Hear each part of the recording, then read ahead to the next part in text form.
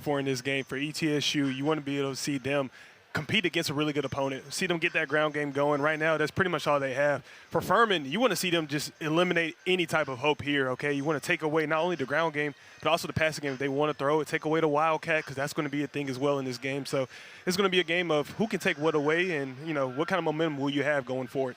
Yeah, Evan DiMaggio is everything that you want in an inside linebacker, just smart. He gets it, tough, physical. I mean, he's just a guy that comes downhill and he will lay the wood on you. Really talented football player. It's going to be fun watching him perform today. Good job on that swing pass and then having blockers out there in the perimeter. I mean, usually those plays kind of get blown up or they don't have a significant gain because the blocking isn't great out there, but really good job by the receivers out there setting those blocks, and it's freed up Wayne Anderson to get that first down. Really good job right there, getting Riddle going.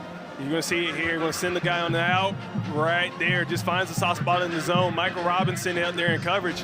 And honestly, that's what you got to do with young quarterbacks. You don't want to just keep running the football. You got to get them going, throw the football a little bit, get them comfortable, and adjust it to the speed of the game. You're going to see a lot of that combination here today. And then you see the Paladins. They went in 21 personnel, had those two backs out there in the split. And they kind of been using that a little bit early on in the game. They wanted to make these defenders feel like they're going to run the football, and obviously really good, just play action off of it and just dumping out the hairs. Even though the ball's a little bit further out, Wayne, it hits him right in the hands. Coach Brian Bratton, who used to be here as the wide receivers coach now with the Indianapolis Colts, he would always tell his receivers, if the ball hits you in the hands, you got to come down with it. There's no excuse why you shouldn't catch it. And here we go. You see a little bit more of a man coverage right there. There was an interior blitz. Had the linebacker kind of reading what the center was doing right there, and that triggered him to go. And then Luke Clark, great coverage, staying with Irby right there, step for step, and then just making the play on the ball. Really good job by the Bandit. Here we go for replay right here. Great play by Tyler Huff. See him go through his progressions. Quarterbacks always want to go either left to right or right to left.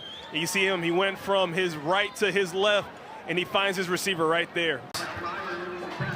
So you see them now, they're in 21 personnel, trying to run a little bit of stretch to the weak side, and right there, Alex Mayer says, I'm not having any of that. I'm going to blow this thing up, and there you see it.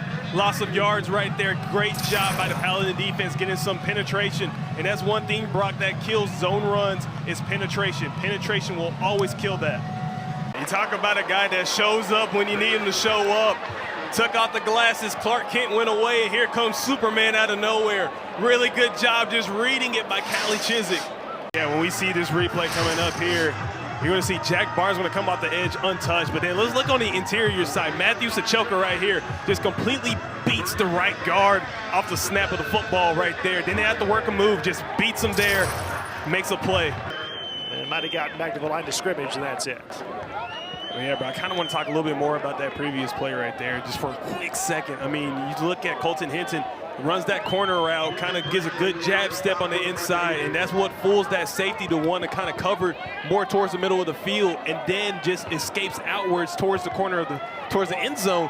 I mean, that's just beautiful route running from a freshman.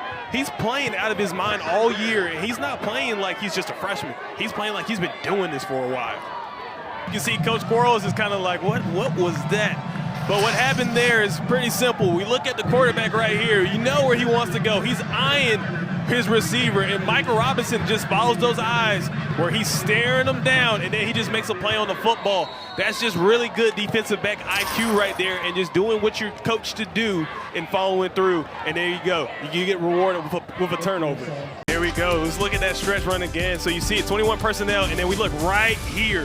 You see, the best thing about this, Brock, even though everything's going there, the tackle does such a great job making that cut block on that defender for the running back just to cut it straight up right there. Watch this. He's going to make one guy miss, and then he's off to the races. Now, you run it to the referee. I mean, you kind of screw yourself right there. But still, that's a great run right there, and that's exactly what the Bucs got to keep doing, running the football, because they have not failed yet doing that.